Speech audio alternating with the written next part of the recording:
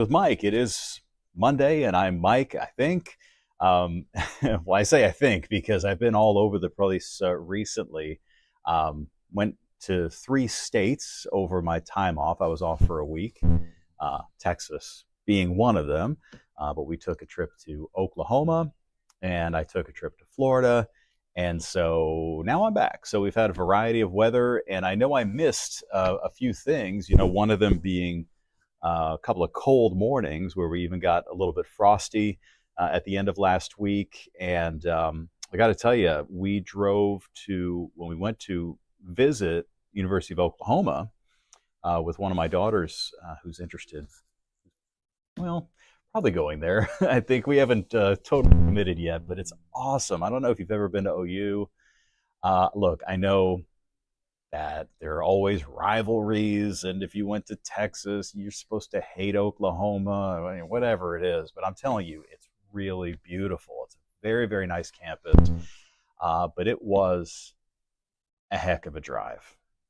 If you've never driven from Houston to Norman, Oklahoma, it's a solid 8 hours. Now, technically, you can make it. I mean, if you really did pedal to the metal and you had no traffic, I guess technically you could probably make it in about 6.5 to 7 hours, depending on what part of town you started in. But, if you're traveling with a family, I mean, it's a solid 8. One thing I will say, though, and I highly recommend this, is that certain routes across Texas, you hit a lot of Buc-ee's. I mean, lots of Buc-ee's. And so if you leave Houston, and this is if you don't stop at a Buc-ee's in the Houston area, but we left Houston, we hit the Buc-ee's in Madisonville, got our first, little snacks there. Hit the Buc-ee's in Ennis, Texas, Ennis, which is before you get to the Metroplex. Had a turkey sandwich from there, and then moved on to the Denton Buc-ee's, which is once you get past Texas.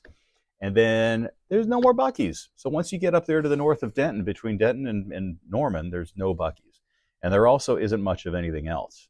So that would be my one concern if you have kids up there at OU, like they're driving back home to this area. There's a stretch there where there's not much. You have Ardmore, Oklahoma, and then between there and Denton, there just isn't that much. So, if you were to break down or something like that, I mean, AAA is going to take a while to come get you. So, but anyway, we had a great time. It was cold, but didn't rain on us while we were up there. It was beautiful. They had changing leaves, kind of like the foliage that we don't see around here that often. So it was really great on the campus. We had a nice tour. And so shout out to all the Sooners out there. Sooner, Boomer. So anyway, I might be a Sooner dad here in a little bit. And then we have still the possibility for some other schools. My other twin is very likely A&M. We'll see about Texas. We haven't decided yet.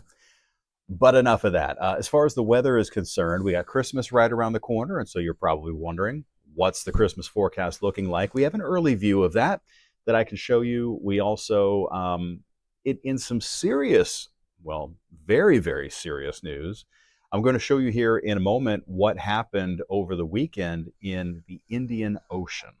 This actually was just off of the east coast of Africa in the southern hemisphere.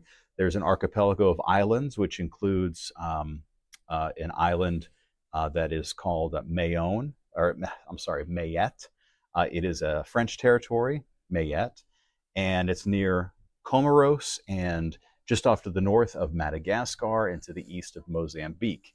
Anyway, they do get hit by tropical cyclones there pretty often, and there have been some very nasty ones, but this last one in particular, which is known as Chido, Chido, just made several landfalls in those islands over the weekend, and it was, from what we're hearing, and a lot of times the details are kind of sketchy, coming out of sort of remote places, which an island in the Indian Ocean is. But French authorities are saying potential for hundreds of fatalities. Which obviously is very sad. So I'll show you the satellite view of that one coming up here in a minute. But as far as what's happening travel weather, We got one more week in most school districts, I think, of school. I know my girls are in for one more week and then they're off. So we'll take a little look at travel weather heading into next week. But for today, after a foggy morning, everything is just fine. And we're looking for some pretty, decent weather for the next couple of days, kind of warm. And then we'll talk about some cold air that's coming our way as well. In addition to going to Oklahoma, went to Florida, went to visit Neil and my mom, and everybody's good. Saw my cousin, Big Tom, and his beautiful wife, Lisa, who's always been the nicest person ever. And he had me cracking up the whole time. There's certain people that like almost everything they say is funny, and he's one of those people. So that was great to see them. For the first time in my life, this happened. And I think hopefully it'll be the last time in my life this happened. I went and I hardly ever drink anymore. But we were kind of hanging out, and Tommy said, go get something to drink. I'm like, okay, fine. So I order a margarita, right? We're like at a poolside bar. The guy's mixing the margarita, and I'm noticing little black specks in the margarita. And I'm thinking to myself, I'm like reviewing what goes into a margarita. I'm like, okay, lime and tequila, and it's like some triple sec, I think. Like there was nothing in there should have any black dots in it. I'll put it that way.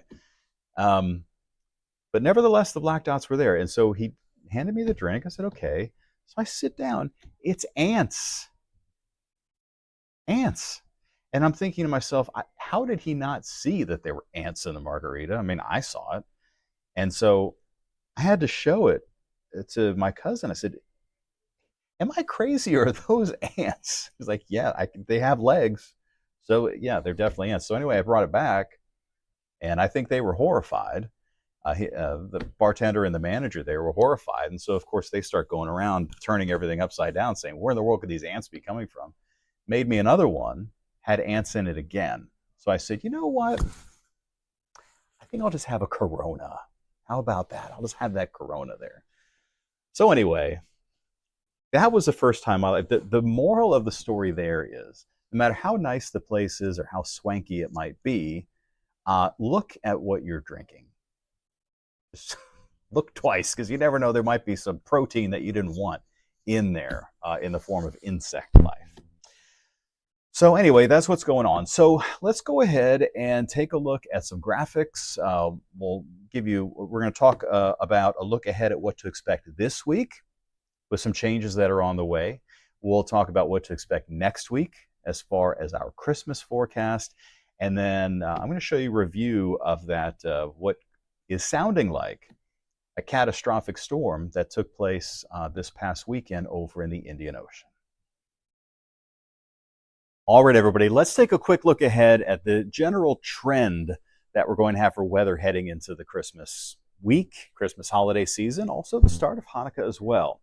So this is the Climate Prediction Center, National Weather Service, look at the 6 to 10 day outlook. So this takes us from this Sunday, December the 22nd, through Christmas, and in fact the day after Christmas as well. And you'll notice here, red to the left and blue to the right. So what this means is a cooler trend for the east coast of the United States and the eastern, sort of east of the Mississippi. And then for most of the western half of the United States, we're looking for warmer than average conditions. Now, of course, this isn't every day. This is for that entire week. But I will tell you that it looks like the early part of this period, so Sunday, probably Monday, maybe even Tuesday leading up to Christmas, will probably be on the chilly side. We are looking for some cool weather, maybe even some lows in the 30s. Can't rule that out. But most likely we'll start to get a little bit warmer as we head toward Christmas. Now, it's a little too early for us to really have that much confidence in saying exactly right now, what the temperature is going to be on Christmas. But for right now, checking this morning's run of both the European model and the GFS, or American Computer Model, we are trending toward a high temperature, maybe close to 70 degrees. Doesn't look extremely hot. It also doesn't really look all that cold coming up for Christmas Day itself. Let's talk about the short term. We do have some cool air headed our way. This after almost setting a record high temperature yesterday. On Sunday, we hit 82 degrees for a high. Today, we'll probably get within about 3 degrees or so of the record, which is in the low 80s. Lows tonight will be quite warm again, down to about 65, with the chance for some fog forming once again. And temperatures really statewide will be above freezing, which is not rare, but something noteworthy with Christmas just 1 week away, or a little bit more than a week away. As far as how things are going to be changing, this is a look at low temperatures tomorrow night. So depending on when you're watching this, we're talking about Tuesday night. And that is going to also be down here in the middle 60s, but we start to see some of this colder air coming in, and the Texas Panhandle gets below freezing. But then check this out. As we head into Wednesday night this week, that's when things really start to change. Down to the middle 40s here, about 50 degrees in Corpus Christi. How about 39 in Austin, 35 in Dallas? So really widespread 30s across the area as we head into Wednesday night, which means Thursday morning is going to be cold, and that should be followed up by Friday morning and Saturday morning and Sunday morning as well, when we're talking about what to expect as far as those low temperatures. Maybe lots of 30s across the area. As far as rain chances are concerned, today and tomorrow, don't be surprised to have some occasional rounds of showers, a slight chance for a thunderstorm coming up. The higher chances for thunderstorms come in with the front there coming into the area on Wednesday. And then notice beyond that, it does look pretty chilly. Not going to be extremely Arctic cold, but we're looking for low temperatures Thursday, Friday, Saturday, Sunday morning. Down in the 40s, maybe some upper 30s in many locations, and high temperatures in the 60s. So getting us a little bit more in the holiday spirit.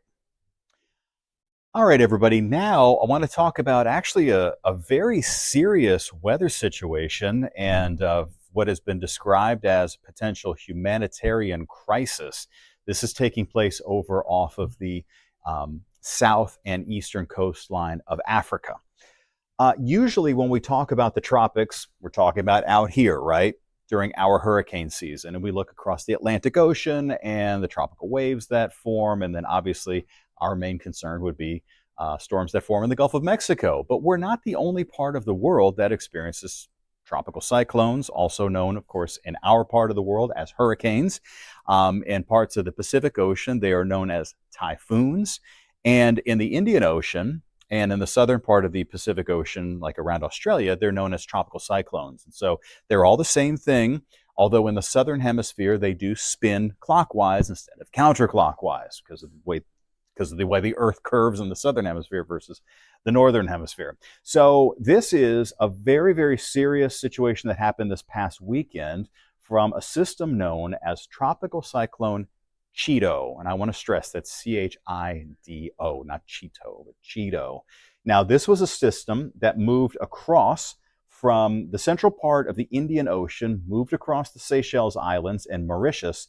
But this is the island. There is one island that got a direct hit from the system, and that is an island called Mayotte. Now, I hope I'm not mispronouncing that. I'm sure the French pronounce it a little differently, but this was the pronunciation that I got online, Mayotte. Now, this is Comoros, and down here is the island of Madagascar, which is that huge island that's off the coastline of Africa. And unfortunately, the eye of this storm passed directly over this French overseas territory of Mayotte. Now, let me tell you what we know as of right now if you're watching this live. According to Fox Weather, French authorities have said that there is extreme devastation, that the recovery, the rescuers cannot make it to the people who need help because not everything, but many parts of the island are completely inaccessible. So you have destroyed buildings, you have roads that are impassable, you have obviously no electricity, you have a humanitarian crisis potentially unfolding there. Now, I say potentially because, when you're talking about an island that's kind of in the Indian Ocean, cut off communications everywhere, it's hard to get exact data and information about what's happening. But so far, as of the middle part of the day on Monday here, the government of France is estimating or saying that at least 20 fatalities have been confirmed, but they're also warning that there may be hundreds of people killed in this system.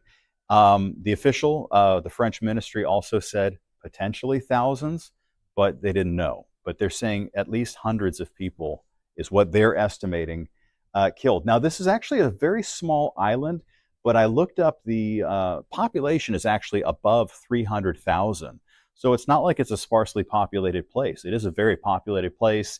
I did see that a lot of the homes there maybe are not, up to a place that you'd want to be in, when a giant hurricane or a giant cyclone is hitting. And anyway, so that's what's happening over there. Very sad, potential situation. Hopefully everything turns out to be not as bad as feared, but no doubt it is pretty awful. Now, it did also move across the northern part of the island of Madagascar, and then it made a landfall here in this country, which is called Mozambique. So that also brought them some heavy rain and some high winds.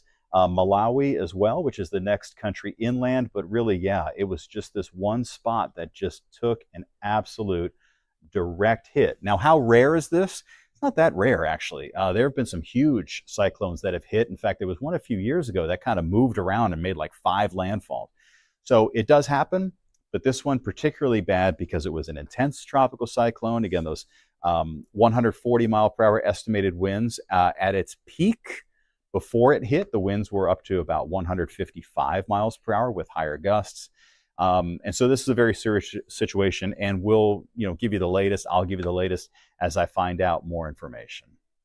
And I want to read for you the latest information that we have from our sister network, Fox Weather. Now, again, as I mentioned, hopefully the fears are assuaged, when rescuers get in there. But unfortunately, it really is not sounding good with regard to the island of Mayotte and this terrible storm called Chido. So let me read you the latest information that we have from Fox Weather. So they say that this is the most catastrophic cyclone to hit this French archipelago in 90 years.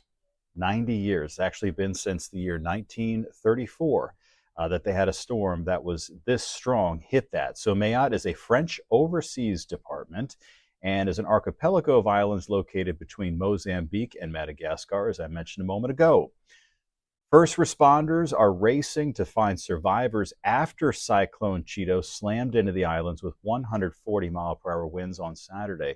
A French civil security spokesperson said today, Monday, the 16th of December, that parts of the island remain inaccessible to rescuers. And this is a quote. I think there will certainly be several hundred. Maybe we reach 1,000, even several thousands. This is what Francois Javier Bouville, I'm probably butchering that, but this is what the prefect of Mayotte said to Reuters this past Sunday.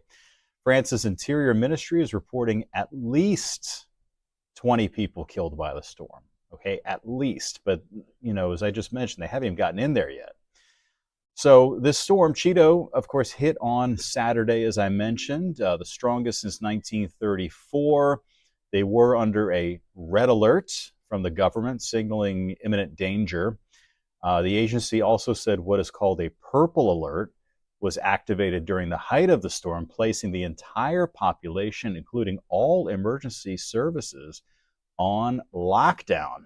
The French Prime Minister, Emmanuel Macron, issued a statement on social media saying that he is following the situation very closely. Reinforcements will continue to arrive in the coming days. They have about 800 civil security personnel that are expected to be deployed to Mayotte to help with the search and rescue. But a lot of the photos that are coming out look just frightening. So that's the latest that information that we have coming from our, like I said, from our sister station, our sister network, Fox Weather, from what they're getting over there. As I mentioned before, this little island has over 300,000 residents. And from what I can see, this comes in a mixture of some that are living in sort of wealthy conditions, with well-built structures. And unfortunately, many, many, many people living in these shanty towns with sort of, some squalid conditions that were already really tough before this cyclone/hurricane hit. You may be asking the question, what is the difference? We have hurricanes, they have cyclones. What is the difference? And some people also ask the question, wait a minute, I thought a cyclone was a tornado. Is a cyclone the same thing as a tornado? Well, they're very similar in the fact that they are both areas of low pressure that are rotating. And in fact, any area of low pressure that's rotating is a cyclone. So we have winter storms that are cyclones, an area of low pressure. We have tropical systems that are cyclones. We have um, uh, supercell thunderstorms that are cyclones. They call them mesocyclones. So all these are cyclones, and technically even the little rotating, leaves or something like that you see on a hot day out on the playground. When you leave school and you open the door and it kind of shuffles around, that little vortex is a little cyclone. So all of these things are cyclones. As far as the naming conventions, Atlantic Ocean and the Eastern Pacific, so those are the ones that hit Mexico, those are known as hurricanes. The identical kind of storm in the Western Pacific Ocean is called a typhoon. So those are the ones that hit the Philippines and Japan and China and those spots. And then the southern part of the Pacific Ocean and over to the Indian Ocean, they're known as tropical cyclones, severe tropical cyclones, or I think in this case they call it intense tropical cyclone. So it is a little confusing that the naming convention does change depending on your geography. Also, the list of names, of course, changes, depending on what part of the world the storm forms in. But in this case, this basin is considered the Southwest Indian Ocean Basin, and their season can happen really anytime during our fall or winter. And there are some other parts of the world, by the way, like the Western Pacific Ocean, where storms can happen any time of the year. They get typhoons, in the middle of winter time that could threaten the Philippines and places like that. So, yeah, it's not always just that 1 6-month season like we have around here. In other news, I want to take you up here to some wintry weather in Cedar Rapids, Iowa. This is an area where 1.5 million folks in that part of the country were placed under winter storm and ice storm warnings. The State Patrol in the state of Iowa said that they had about 40 car crashes because of the ice. Overall, between 1/4 of an inch and 1/2 an inch of accumulated ice in that area. Very dangerous. So that's just another one of the highlights or lowlights of weather that's going on right now. And some pretty icy weather is also taking place around the Great Lakes as well, of course, as they're still digging out from an epic lake effect snow event. Now they have these high winds that have been blowing across the lakes, even up to around Niagara Falls and parts of Michigan. They've had this blowing sea spray or lake, spray, if you will, that's coming up off of the water and just freezing on contact with things. And so it's pretty wild to live in those parts of the country. So around here, guys, just get ready for a few passing showers today with temperatures that are going to be pretty mild. And then a chance for thunderstorms is highest coming up on Wednesday, followed by a nice chill in the air.